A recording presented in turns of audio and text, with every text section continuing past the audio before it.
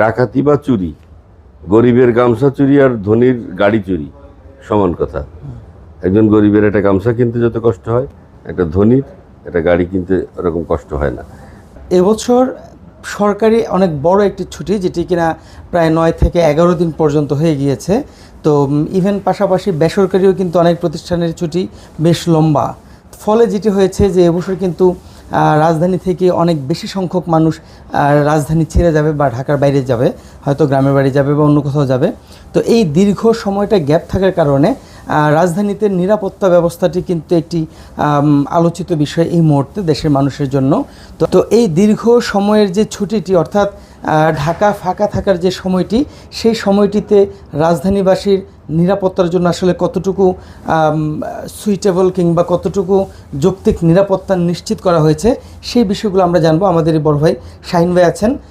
শাহিন ভাই, আপনার কাছে জানতে চাই যদি যে এই নিরাপত্তা ব্যবস্থাটা আসলে কি পরিমাণ নেওয়া হয়েছে এবং সেটি আসলে পর্যাপ্ত কিনা। ধন্যবাদ আরিফ। আমরা জানি যে দেশ একটা খুবই নাজুক ক্রান্তিকালের মধ্য দিয়ে যাচ্ছে। 8 মাস আগে এদেশে একটা ভয়াবহতম অভ্যুত্থানের মধ্য দিয়ে একটা স্বৈরাচারের পতন হয়েছে।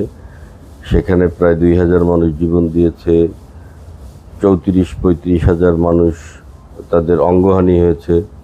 হওয়ার পরে একটা সরকার যেটা প্রতিষ্ঠিত হয়েছে, সেই সরকারটাকে আমি বলবো অত্যন্ত দুর্বল, নাজুক একটা সরকার। এই সরকারের মধ্যে এই সরকার দিয়ে আমাদের যে আইন শৃঙ্খলা ব্যবস্থা, সেটা খুবই একটা ভঙ্গুর অবস্থার মধ্যে দিয়ে যাচ্ছে।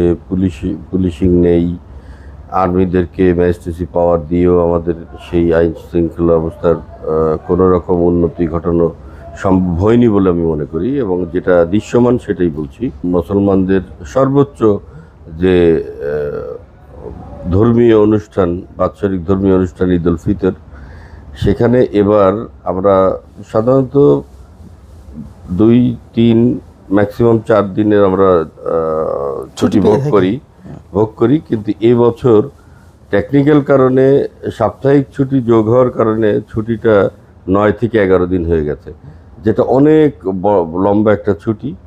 এই ছুটিতে ঢাকাবাসী সবাই ঈদের আনন্দ ভাগাভাগি করার জন্য ছুটে যান নিজের দেশে, নিজের মা বাবার কাছে, ভাই বোনের কাছে, আত্মীয় স্বজনের কাছে ঈদ ভাগাভাগি করতে। সেই যাওয়াটায় এবার কিছুটা উৎকণ্ঠা শঙ্কা নিয়ে সবাই যাচ্ছেন। কারণ এই নাজুক সরকার কি তাদের ঢাকা শহরের খালি বাড়িঘরের নিরাপত্তা দিতে পারবেন, এই প্রশ্নটা তাদের মধ্যে আছে। তারপরেও তারা ছুটছেন আনন্দ ভাগাভাগি করতে। আপনার সাথে যে সম্প্রতি ঢাকা শহরে বিশেষ করে মোহাম্মদপুর সহ বেশ কিছু এলাকায় যে ধরনের আসলে অপ্রীতিকর ঘটনাগুলো ঘটেছে, সেই কারণে কিন্তু আসলে শঙ্কার বিষয়টা কিন্তু সামনে আসলে এটা কিন্তু আর এই জিনিসটাকে আমি খুব অস্বাভাবিক মনে করি না। কারণ একটা দেশে যখন খুব বড় ধরনের একটা অভ্যুত্থান ঘটে বা স্বাধীন বড় এবং দীর্ঘদিনের প্রায় 2 দশকের একটা স্বৈর সরকারের পতন হয়েছে, হওয়ার পরে আইন শৃঙ্খলা পরিস্থিতি যে কিছুটা মস্তান বা একটা মবের মধ্যে থাকবে কিছুদিন, এটাকে আমি স্বাভাবিক মনে করি। কিন্তু যে সরকার থাকবে সেই সরকারকে এটা বুদ্ধিমত্তা এবং খুব কড়া হাতে এটাকে দমন করতে হবে। সেখানে সরকার পুরোপুরি ব্যর্থ, আমি সেখানে সরকারকে দায়ী করব। তবে এই যে ঘটনা যেগুলো ঘটছে, এগুলোকে আমি অস্বাভাবিক মনে করব না। এটা অন্য দেশে হইলে এর থেকে বেশি হতে পারত।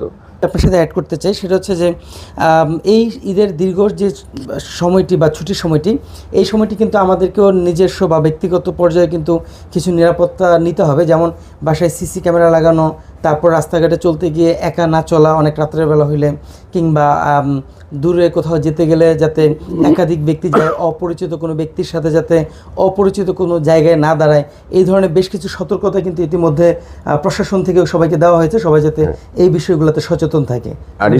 আরিফ, এই যে সচেতনতা, এটা জনগণের মধ্যে তৈরি করা দরকার এবং জনগণের মধ্যে তৈরি আছে। এটা ঢাকা শহরে এই ধরনের ঘটনা দীর্ঘদিন ধরে চলছে। কিন্তু আপনি যে কথাটা বললেন সিসি ক্যামেরা কিন্তু সবার লাগানোর সামর্থ্য নেই। একটা অ্যাপার্টমেন্টে সিসি ক্যামেরা থাকতে পারে, অ্যাপার্টমেন্টে সাধারণত নিরাপত্তা কর্মী থাকে, ওখানে ডাকাতি হওয়ার সম্ভাবনা খুব কম থাকে। কিন্তু সিঙ্গেল বাড়ি, বস্তি ঘেঁষা যেসব বাড়িগুলো থাকে, সেই সব বাড়িতে এইসব ঘটনা ঘটে। এখন বস্তিতে তো আর কেউ সিসি ক্যামেরা লাগায় না, তাদের সামর্থ্য নেই। অর্থাৎ ওই জায়গাগুলো নিরাপত্তা দিতে হবে। অ্যাপার্টমেন্টে, বড় বড় অ্যাপার্টমেন্ট, মন্ত্রী মিনিস্টারের বাড়ি বা ধনীদের বাড়ি, এলিট শ্রেণীর বাড়ি, এসব জায়গায় কি ঢাকা শহরে কোনোদিন ডাকাতি হয়েছে? হয়নি। সেখানে হইলে নীরবে নিভৃতে ঘরের মধ্যে লাশ পাওয়া গেছে, খুন হয়েছে, কিন্তু সেখানে ডাকাতি কিন্তু হয়নি কোথাও।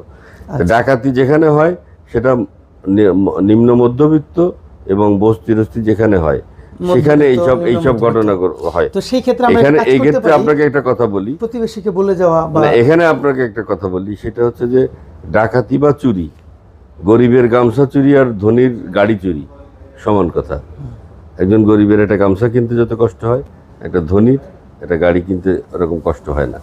তা বাড়ির প্রতিবেশীকে বলে যাওয়া, নিজে সতর্ক থাকা, নিজের সতর্ক অবস্থান গ্রহণ করা এবং যতদূর সম্ভব নিজের সচেতনতা দিয়ে, বুদ্ধি দিয়ে এটাকে মোকাবেলা করাই হবে সবথেকে বুদ্ধিমানের কাজ। ধন্যবাদ শাহিন ভাই আপনাকে ধন্যবাদ। সবাইকে ঈদ মোবারক। ঈদের আনন্দে সবাই অনাবিল আনন্দের সাথে ঈদ করবে, ঈদ উদযাপন করবে, এই প্রত্যাশা রাখি। সবাইকে ধন্যবাদ।